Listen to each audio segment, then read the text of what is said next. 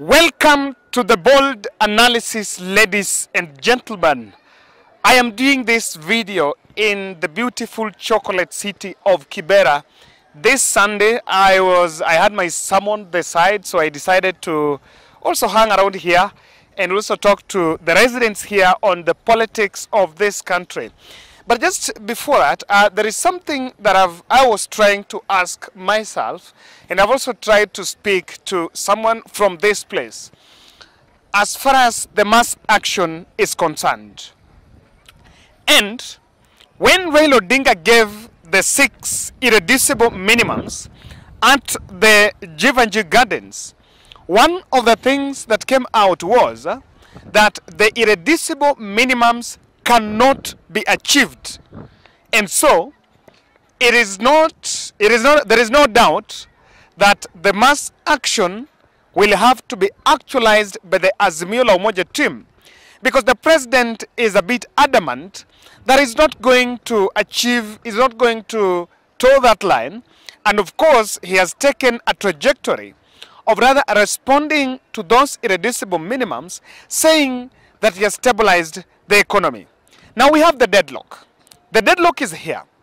The opposition wing, the Azimio Brigade, are insisting that the cost of living, or I'm making it not the right statement, it is in public that the cost of living is unbearable, and the prices of goods are still soaring, or rather our inflation still remains high. The political leadership seems to have maintained that things are normal, but then that is the stalemate. So the question is very clear. Guys, what do you think RUTO needs to do to make sure, or rather to handle, the Azimio la Umoja team and the messaging they're giving the population? I want us to look at that in this analysis, but if you're watching this video for the first time, I want to humbly request you to subscribe to our channel, click the notification bell, and also like our video. I want to play for you a video clip of this lady I interviewed here in Kibera, and she really opened my eyes in terms of what the masses are saying. Listen to that here. Hakuna siku tutaipinga baba. Hata mimi ile siku alisema watu wa resist. Niliresist mpaka kwa bedrooms, nililala kwa kiti. Baba tutafuata mpaka last minute. Na mambo anaitana watu wa nje ati waongee na baba, ati aachane na hii mambo ya Masaxon. Aulize wananchi. Asiulizane na baba. Aulize wananchi kama anaweza fikia wananchi, ajue kile watu sahi wanapitia. Tunapitia machungu. School fees imetushinda hapa, rent hakuna, ndoa mingi imesambaratika sahi, wanaume wametoroka. Hakuna hata kwa bedroom hakuna service. Akilala hivi na kichwa mpaka kesho asubuhi. Hajakula. Wanawake sahi tunalilia vitu mingi yenye hata sitaki kusema yote. RUTO ametuumiza Kenya. Hebu mtembee hata Kibira mkifanya research hata kwa mamlango sahi. Tunaenda kuomba hata chakula hapa kwa children's home. Kuna wenye hawezi afford. Kuna wazee wako hapa, mzee mwenye alikuwa anaishi maisha at least unga ilikuwa 100. Sasa hii unga moja ni 230.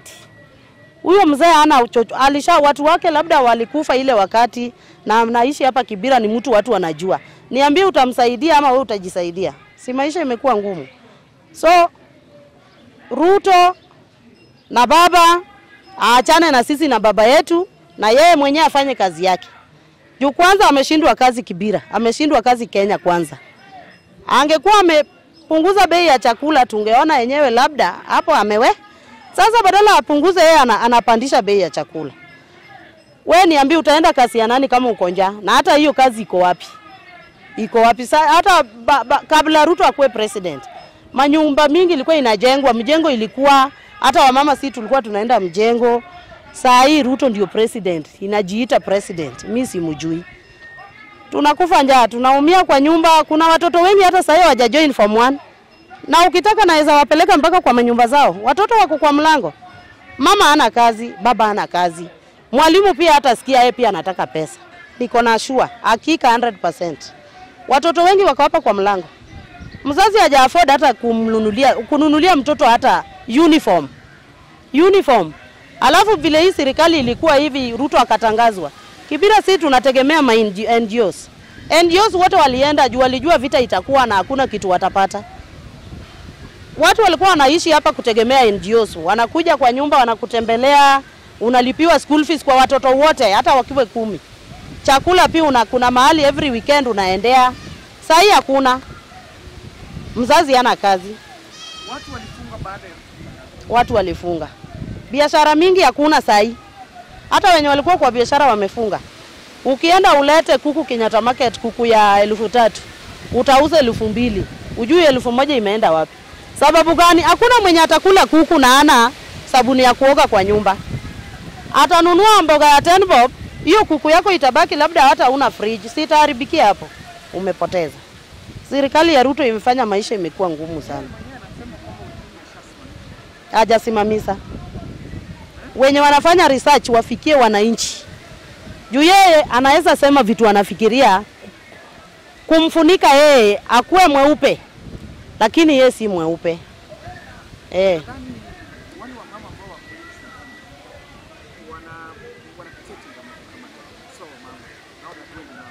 Kibira, muda yote mimi nikiishi hapa nikilelewa hapa, breadwinners ni wamama.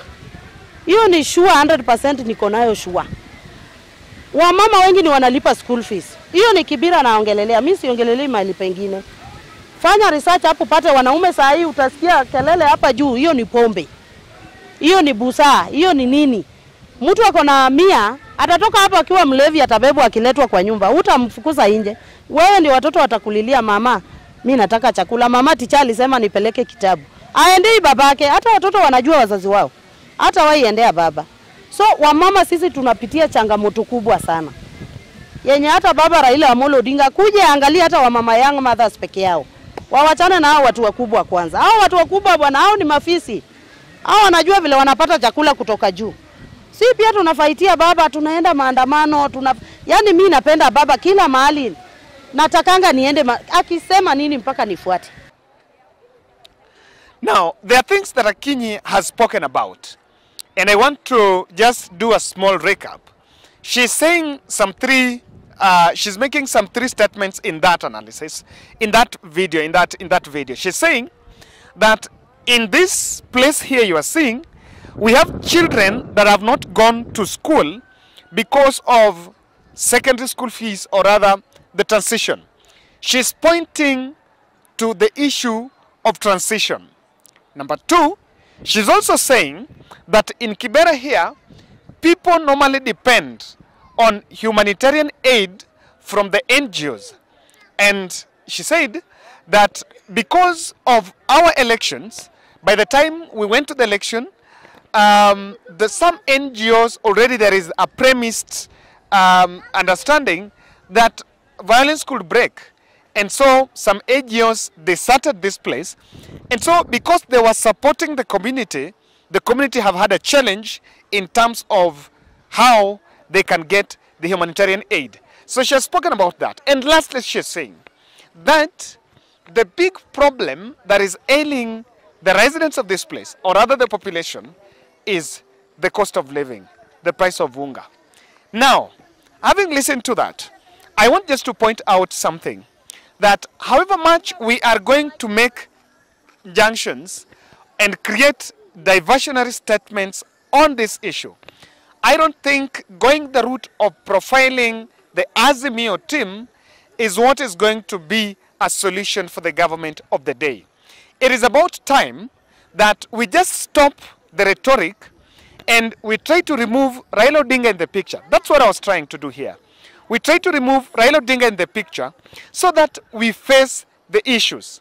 Because whether it is going to be an Azimio team pushing on that front, whether it is Raila Odinga, Martha Karua, and Kalonzo Musyoka speaking about it, but you cannot wipe away the fact that things are thick, or other people are going through challenges. So here is it. What are the options? I have said in our videos prior, for those who follow the bold, that the cost of living question has been avoided by the political leadership because it does not have a quick fix. You cannot fix it today. You cannot wake up and say, it's fixed. I've also said that it has been avoided, and the political leadership have resorted to other rhetorics of trying to divert the attention, because the cost of living question does not know tribe, does not know the political party. And I remember Sakaja saying that nja haijui Mkamba, haijui Mluya, haijui Mkikuyu, haijui Mjaluo, haijui nani. So what is it? I want to answer from Kibera here to help the political administration now to understand that what are the options for Dr. William Samoei Ruto?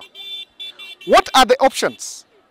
Because I know we are making the countdown for the 14th day for people to go to the street. And we are taking a lot of time to go after Raila Odinga and Azimio, and according to me, it's just making junctions on it. However, we can avert the situation. And it is not about the effect of that strike. It is about what the political administration needs to do now to address the questions. I don't think we have these other injunctions we need to do. The first option that I think that Dr. William Samoei Ruto must do is he must face the question of cost of living. And it should be devoid of the economic recovery template. That question should be faced. And this is what I mean. I know that as someone who has been following and have been doing political analysis, we know of fertilizer subsidy to, to subsidize production so that we have the cost of living. We have the longer goal. But as we talk now, we need to have a contingency, because people cannot wait hungry. We need to get to that agreement that people cannot get hungry. Let us not make corners on this cost of living question. Let the messaging of the administration of the day just keep off the Azimio discussion and face the population. Tell the population that even though this is it, but this is what we can do. You need to do something. Even though you cannot lower the price of unga, but lower something. Just do something now for the contingency, because it is about time you will normalize the fact that, oh, Raila ametisha strike, so let them go to strike. It is about time we'll have to take that direction. But I think UDA should face the reality and tell the population that I know you are going to the demonstration and you are demonstrating about the cost of living. Hii mambo ya kufunika na kusema we fixed it, I don't think it's a good place to start. Let us face the music and tell it as it is. Secondly, there is a big problem here. And the problem is not maybe on availability of unga. The unga is there. But people are broke.